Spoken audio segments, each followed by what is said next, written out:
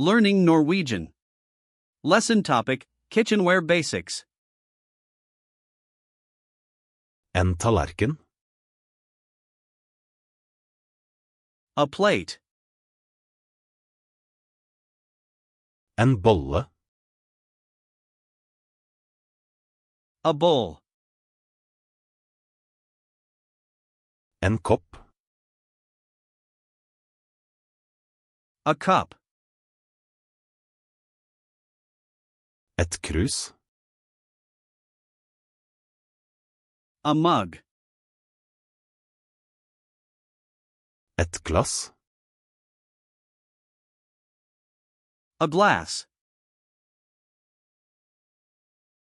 En underskål. A saucer.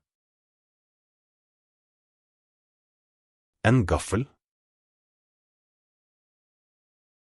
A fork. En skje. A spoon. En teskje. A teaspoon. En spiseskje. A tablespoon. En kniv. A knife. En smørkniv. A butter knife. Spisepinner. A pair of chopsticks. En serviett. A napkin.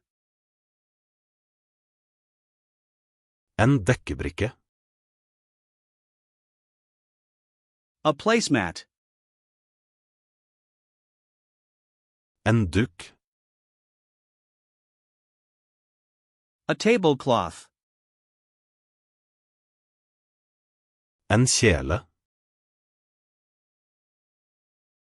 A pot. En panne. A pan. En stekepanne. A frying pan. En liten kjele.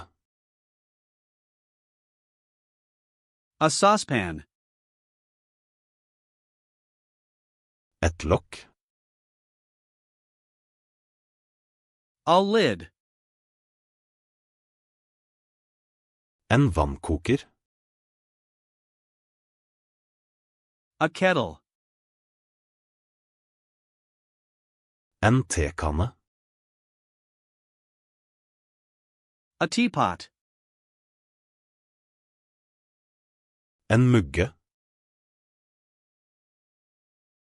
A pitcher. Et brett. A tray. En serveringsbolle.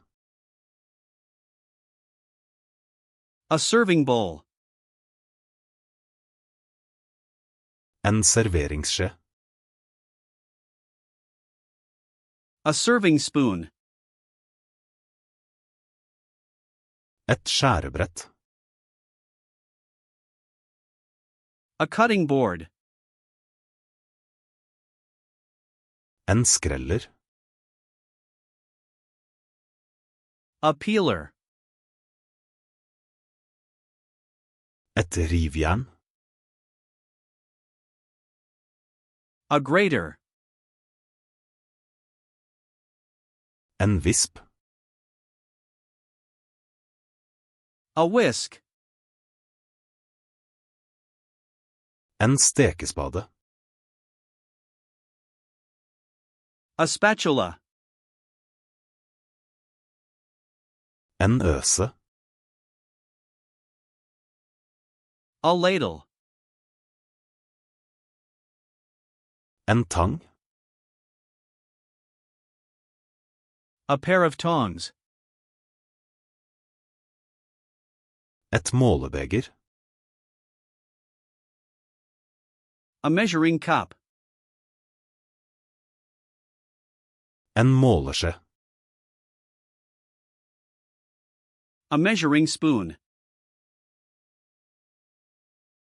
Et dørslag.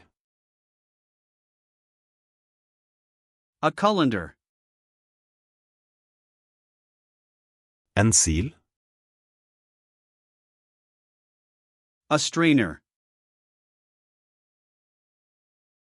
Et stekebrett. A baking sheet. En ildfast form. A baking dish. En røreskål. A mixing bowl.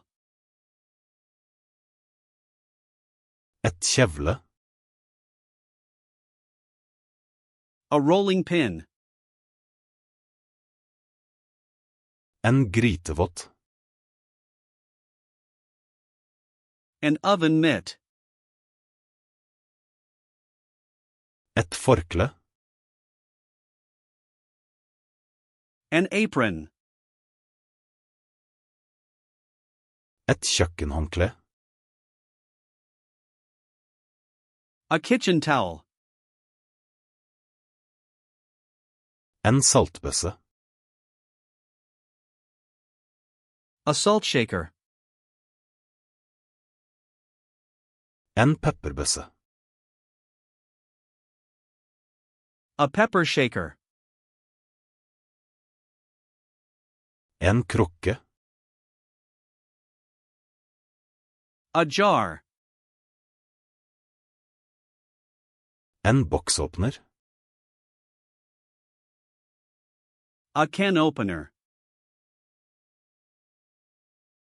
En flaskeåpner. A bottle opener.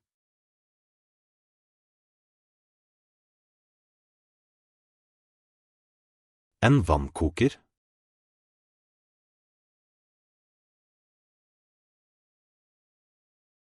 En tang.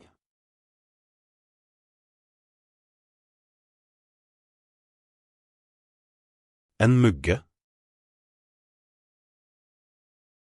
Want to remember these words forever? Go to FlashcardsLuna.com and practice this and thousands of other decks for free. Link in the description.